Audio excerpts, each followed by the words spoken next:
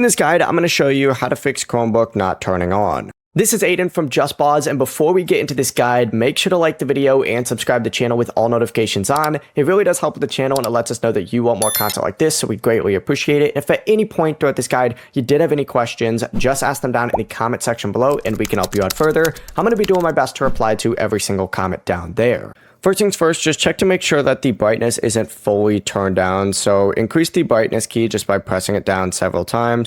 The Chromebook sometimes may already be on, but the brightness could be turned all the way down, which makes the screen appear black.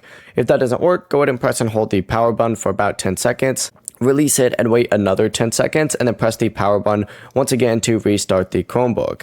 If it still won't turn on, connect the charger and leave the Chromebook plugged in for about 10 to 20 minutes. And after it is charged, go ahead and press the power button again to check whether it starts up normally. That'll fix it. Before you do leave, make sure to like the video and subscribe to the channel with all notifications on. It really does help with the channel, and it lets us know that you want more content like this. We'd greatly appreciate it. And if at any point throughout this guide you did have any questions, just ask them down in the comment section below, and we can help you out further. I'm going to be doing my best to reply to every single comment down there. Peace.